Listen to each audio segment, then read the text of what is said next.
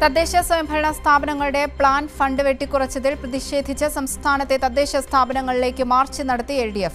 കഴിഞ്ഞ 10 വർഷത്തിൽ ഒരിക്കൽ പോലും പ്ലാൻ ഫണ്ട് നൽകാതിരുന്നിട്ടില്ല. കഴിഞ്ഞ LDF സർക്കാരിന്റെ കാലത്ത് ഏറ്റവും ഒടുവിലത്തെ പ്ലാൻ ഫണ്ട് നൽകാൻ തെരഞ്ഞെടുപ്പ് കമ്മീഷൻ അനുവദിച്ചില്ലെന്നും ബാലഗോപാൽ ചൂണ്ടിക്കാട്ടി.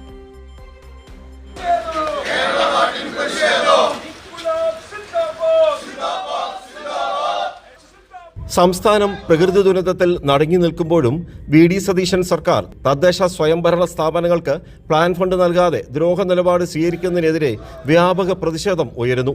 മേപ്പാടി ഉൾപ്പെടെ അങ്ങ് ആര്യങ്കാവ് ചുരം മുതൽ താമരശ്ശേരി ചുരം വരെ കോർപ്പറേഷൻ, മുനിസിപ്പാലിറ്റി, പഞ്ചായത്തുകൾക്കുൾപ്പെടെ പ്ലാൻ ഫണ്ട് ലഭിക്കാത്തതിനാൽ വികസന ക്ഷേമ പ്രവർത്തനങ്ങൾ താറുമാറായി.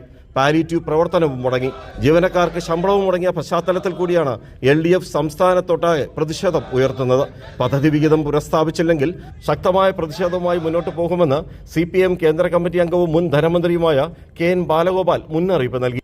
ദൈനംദിന കാര്യങ്ങൾക്ക് പഞ്ചായത്ത്, മുനിസിപ്പാലിറ്റിയുടെയും കോർപ്പറേഷന്റെയും കീഴിലുള്ള സ്ഥാപനങ്ങളുണ്ട്, അവർക്കുള്ള പണമില്ല. ഇതാണ് സ്ഥിതി. ഈ ഒരു സ്ഥിതിയിലേക്ക് കാര്യങ്ങൾ എത്തിക്കുന്നത് എന്തുകൊണ്ടാണെന്ന് മനസ്സിലാവുന്നില്ല എന്നുള്ളതാണ് അത്ഭുതകരമായ കാര്യം. ഇതെല്ലാ മേഖലയിലുമുള്ള ഒരു കുത്തഴിഞ്ഞ ഭരണ രീതിയുടെ പ്രത്യേകതയാണ്. ഗവൺമെന്റിന്റെ ബജറ്റ് വിഹിതത്തിന്റെ 30% വാർഷിക പദ്ധതി രൂപീകരിക്കുന്നതിന് നൽകി വന്നിരുന്നു. ഇത് കഴിഞ്ഞ 30 വർഷമായി തുടരുന്നു. മുൻ ഗവൺമെന്റ് ഒടുവിൽ അവതരിപ്പിച്ച ബജറ്റിൽ 692 കോടി രൂപ ഈ ഇനത്തിൽ വകകൊള്ളിച്ചിരുന്നു.